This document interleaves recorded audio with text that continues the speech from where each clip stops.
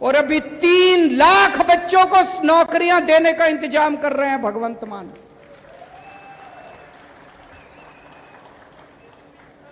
तो आज मैं आपको कहने के लिए आया हूं, आम आदमी पार्टी को वोट दो, झाड़ू को वोट दो।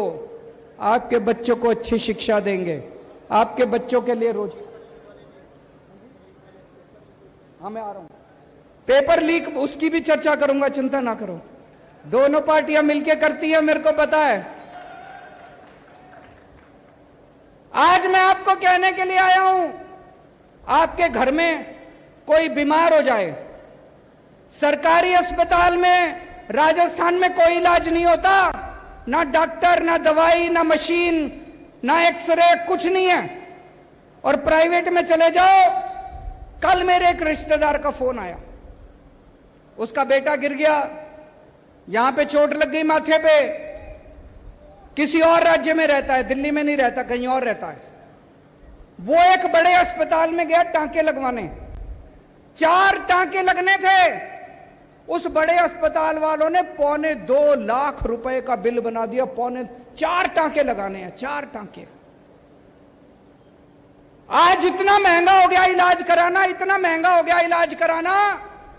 आम आदमी थोड़ी सी बीमारी हो जाए लुट जाता है, पूरा घर लुट जाता है उसका। दिल्ली में हमने सबका इलाज मुफ्त कर दिया। आपको खांसी है, बुखार है, क्रोसिन की टेबलेट लेनी है, दवाई मुफ्त मिलेगी, डॉक्टर मुफ्त, टेस्ट मुफ्त, सारा इलाज मुफ्त, सब कुछ मुफ्त कर दिया। पूरे दिल्ली में जगह जगह मोहल्ला क्लिनिक खोल दिए। सारे दिल्ली के सरकारी अस्पताल एयर कंडीशनड बना दिए, प्राइवेट अस्पतालों से भी ज्यादा अच्छे कर दिए दिल्ली के सरकारी अस्पताल।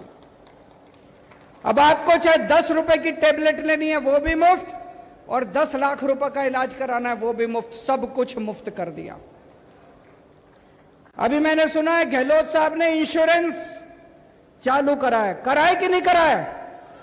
इंश्योरेंस चालू करा है, हैं जी?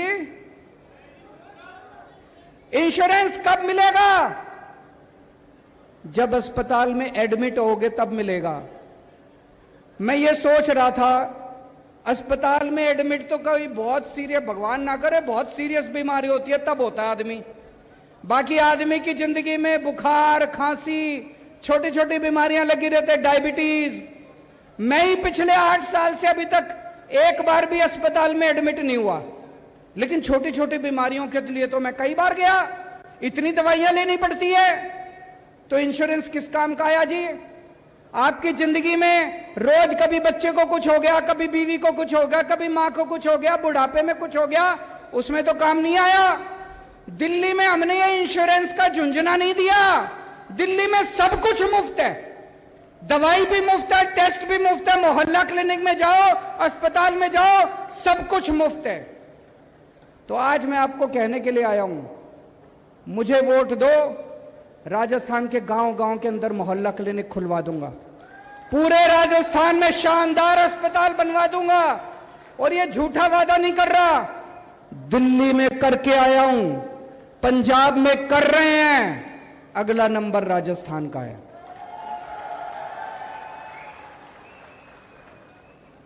देखो जी, नीयत अगर साफ हो, काम करने का मन हो, तो आदमी टाइम थोड़ी देखता है। 5 साल से गहलोत साहब ने कोई काम नहीं करा, अब अभी इन्होंने झुंझुने देने चालू करे हैं। हमारी तो अभी सरकार भी नहीं बनी राजस्थान में, हमने तो आपके लिए काम करना भी शुरू कर दिया। भगवंत मान साहब अभी अभी कह के गए हैं, यहां पे जो पानी आता है बुड्ढा नाला का, पानी गंदा आता है। उसके पहले पंजाब में कितनी सरकारें रही, कांग्रेस की भी सरकार रही, अकाली दल की भी, बीजेपी की भी सरकार रही, किसी ने आपकी नहीं सुनी। हमारी अभी सरकार भी नहीं बनी, हमने आपके लिए काम करना शुरू कर दिया। अभी अभी ऐलान करके गए हैं, बुड्ढा नाला पे काम शुरू हो गया, 600 करोड़ रुपए सैंक्शन कर दिए, अगले 6 महीने के अंदर आपको यहां पे साफ पानी आना शुरू हो जाएगा। इन्होंने दोनों पार्टियों ने मिलकर क्या दिया आपको? 50 साल कांग्रेस ने राज करा, 18 साल बीजेपी ने राज करा, कोई स्कूल बनवाए आपके लिए, कोई अस्पताल बनवाए आपके लिए, कोई सड़कें बनवाई आपके लिए? एक ही चीज दी इन्होंने, केवल भ्रष्टाचार भ्रष्टाचार भ्रष्टाचार। दोनों पार्टियों ने मिलकर भ्रष्टाचार दिया। मेरे को पता चला सरकारी नौकरी के लिए भी रिश्वत देनी पड़ती है, बिना रिश्वत दिए सरकारी नौकरी नहीं मिलती। गलत तो नहीं कह रहा भाई साहब? पैसे देते हैं तो सरकारी नौकरी मिलती है। अभी अभी पंजाब में 30,000 नौकरियां दी हैं, एक नया पैसा नहीं लिया किसी ने, मेरिट के आधार के ऊपर सारी नौकरियां दी हैं। क्यों? मुख्यमंत्री अगर ईमानदार होगा, पार्टी अगर ईमानदार होगी, मंत्री अगर ईमानदार होंगे, तो मजाल कोई अफसर पैसे ले ले। वही अफसर हैं, वही सारा तामझाम, वही सिस्टम है। अब ईमानदार सरकार आ गई, सारी नौकरियां ईमानदारी से दी जा रही हैं। यहां पे इतना भ्रष्टाचार, और दोनों मिलके करते हैं। जब वसुंधरा राजे की सरकार थी, यही अशोक गहलोत आरोप लगाते थे कि वसुंधरा राजे पैसे खा गई, वसुंधरा राजे ने भ्रष्टाचार कर दिया। कहते थे कि नहीं कहते थे? अब जब इनकी सरकार आई, वो बेचारा सचिन पायलट रो रो के मर गया। कहता है वसुंधरा राजे को गिरफ्तार करो। गहलोत कहता है मैं नहीं करता, मेरी बहन लगती है। अब तुम्हारी बहन हो गई। पहले तुम चिल्लाते थे कि वसुंधरा राजे पैसे खा गई, अब जब सरकार में आए तो तुम्हारी बहन हो गई। तो ये तो बहन भाई का रिश्ता हो गया जी दोनों का। आज मैं राजस्थान के लोगों से जानना चाहता हूं, आपको दोस्ती की राजनीति करनी है, अगर आपको इनको बहन भाई के रिश्ते की राजनीति करनी है, इनको वोट दे देना। अगर आपको देशभक्ति की राजनीति चाहिए तो आम आदमी पार्टी को वोट दे देना।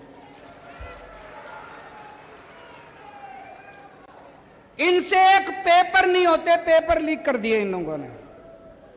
बता रहे जब से गहलोत साहब बने हैं 14 पेपर लीक हो चुके, 14 पेपर। ऐसा शख्स आया मनीष सिसोदिया, जिसने गरीबों के बच्चों को अच्छी से अच्छी शिक्षा देनी चालू की। दिल्ली के अंदर गरीबों के बच्चे वकील बनने लगे, डॉक्टर बनने लगे, इंजीनियर बनने लगे। इन लोगों ने मनीष सिसोदिया को भी नहीं छोड़ा, इन लोगों ने मनीष सिसोदिया को भी जेल भेज दिया। क्यों भेज दिया? कहते हैं मनीष सिसोदिया ने भ्रष्टाचार करा। मनीष सिसोदिया सवेरे 6 बजे उठ के स्कूलों का दौरा करने निकलता है। मैं आपसे पूछना चाहता हूं, कौन भ्रष्टाचारी आदमी सवेरे 6 बजे उठ के स्कूलों का दौरा करता है? ये नहीं चाहते, दोनों पार्टियां नहीं चाहती कि इस देश के अंदर गरीबों के बच्चों को अच्छी शिक्षा मिले। ये दोनों पार्टियां नहीं चाहती कि गरीबों के बच्चों को अच्छा भविष्य मिले। ऊपर वाले ने एक आदमी भेजा था मनीष सिसोदिया, इन्होंने उसको भी जेल में भेज दिया दोस्तों। लेकिन हम रुकने वाले नहीं हैं। हम भगत सिंह के चेले हैं, हम बाबा साहब अम्बेडकर के चेले हैं। ये चाहे तो सबको जेल में भेज दे, मेरे को भी जेल में भेज दे, भगवंत को भी जेल में भेज दे, ये क्रांति रुकने वाले नहीं है दोस्तों।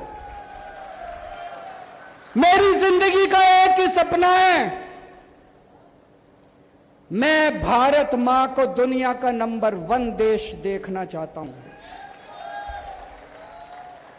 मैं भारत को दुनिया का नंबर 1 देश देखना चाहता हूं। मुझे आप लोगों का साथ चाहिए, मुझे युवाओं का साथ चाहिए। युवाओं के साथ मिलके, देश के 140 करोड़ लोगों के साथ मिलके इन पार्टियों ने लूट लिया।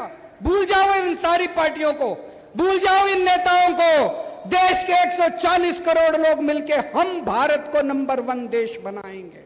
बनाएंगे कि नहीं बनाएंगे? और मेरे पास प्लान है।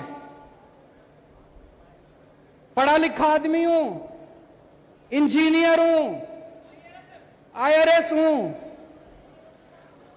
इसीलिए ये लोग चिढ़ते हैं मेरे से, ये अनपढ़ है।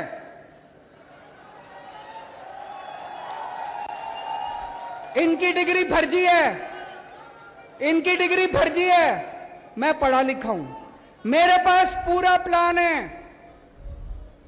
10 साल के अंदर हम भारतवर्ष को दुनिया का नंबर 1 देश बना सकते हैं। 10 साल में मेरे पास प्लान है। 10 साल में हम इस देश से हर अनपढ़ आदमी को पढ़ा लिखा बना सकते हैं, बच्चों को अच्छी शिक्षा दे सकते हैं, अच्छे स्कूल बना सकते हैं। 10 साल के अंदर इस देश से हम गरीबी दूर कर सकते हैं। मेरे पास प्लान है। मेरे को याद है जब मैं छोटा बच्चा था, आप भी जब छोटे थे, 3 तरह के देश होते हैं। एक होते हैं गरीब देश, अविकसित देश, अंडर डेवलप्ड देश। एक होते हैं विकासशील देश जो विकसित बन रहे हैं अभी, और एक होते हैं विकसित देश, अमीर देश, विकसित देश। भारत विकासशील देश में गिना जाता है। जब मैं छोटा बच्चा था, 5वीं क्लास में पढ़ता था, तब ये कहते थे भारत विकासशील देश है, 20 साल में भारत विकसित देश बन जाएगा। आज भी ये कहते हैं, मैंने मोदी जी का भाषण सुना, कहते 2047 में भारत विकसित देश बन जाए। अरे हम कैसे माने तुम्हारी बात? कोई प्लान नहीं इनके पास, कोई प्लानिंग नहीं इनके पास, कोई इनके कैसे माने भारत विकसित देश बन जाएगा? झूठ बोल रहे हैं, इनको कुछ नहीं पता। आज भारत सरकार अनपढ़ लोग चला रहे हैं, उनको कोई समझ नहीं है। 6 साल पहले बोले 2000 का नोट लाओ तो भ्रष्टाचार खत्म हो जाएगा। आज कह रहे हैं 2000 का नोट हटाओ तो भ्रष्टाचार खत्म हो जाएगा। एक दिन बोले नोटबंदी कर देते हैं। भाई साहब, जब नोटबंदी करी थी पूरा देश बर्बाद कर दिया इन्होंने, कोई उसका फायदा नहीं हुआ। 20 साल पीछे चला गया देश, 20 साल पीछे चला गया देश। आज अगर पढ़े लिखे होते केंद्र सरकार के अंदर, कभी नोटबंदी नहीं करते, कभी किसानों के कानून नहीं लेके आते। ये अगली बार वोट डालने जाओ, भाई साहब एक काम तो करना, पढ़े लिखों को वोट देना, अनपढ़ लोगों को, फर्जी डिग्री वालों को वोट मत देना। हमने काम करके दिखाया है। आज लोग हमारे पे क्यों भरोसा करते हैं? हमने काम करके दिखाया है। दिल्ली में काम करके दिखाया, पंजाब में काम करके दिखाया है। आज दिल्ली में पहले 67 सीट मिली, फिर 62 सीट मिली, पंजाब में 117 में से 92 सीट मिली। भाई साहब, हमने दिल्ली के लोगों का दिल जीता है, पंजाब के लोगों का दिल जीता है। 50 साल कम से कम आम आदमी पार्टी को कोई नहीं ला सकता दिल्ली और पंजाब से। और राजस्थान वालों, एक बार मौका देके देखो, आपका भी ऐसा दिल जीतेंगे। 50 साल उसके बाद आप गहलोत को भी भूल जाओगे, वसुंधरा राजे को भी भूल जाओगे। आज मैं हर मां से, हर बेटी से, हर बहन से, हर महिला से अपील करना चाहता हूं, अगर आपको अपने बच्चों को अच्छी शिक्षा देनी है, अगर आपको अपने बच्चे प्यारे हैं, अगर आप अपने बच्चों को रोजगार देना चाहती हो, केवल केजरीवाल दे सकता है और कोई नहीं दे सकता। केजरीवाल को वोट दे देना। आज मैं हर युवा से अपील करना चाहता हूं, अगर आप भारत को दुनिया का नंबर 1 देश बनाना चाहते हो, आम आदमी पार्टी को वोट दे देना। अगर आप भ्रष्टाचार चाहिए, गंदी राजनीति चाहिए, इनके पास चले जाना, वो नहीं आती मेरे को काम करना आता है। और मेरा एक ही सपना है, भारत को नंबर 1 देश बनाना है। और दोस्तों, अंत में मैं आपको एक ऐसे राजा की कहानी सुनाना चाहता हूं।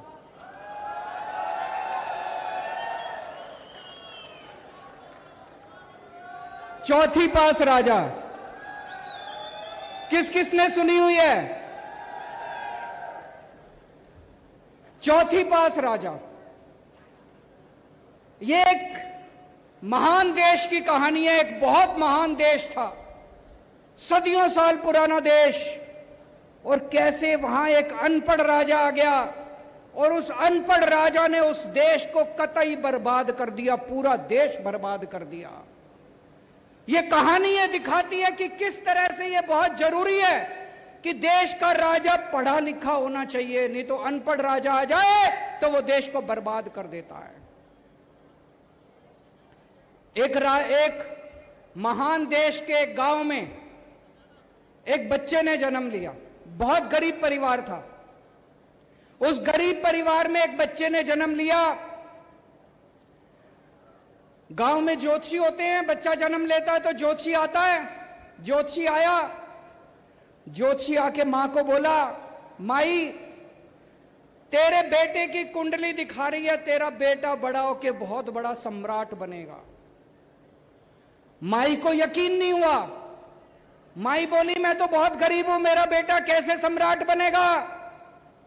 पर कुंडली में तो लिखा था। बेटा धीरे धीरे बड़ा होने लगा।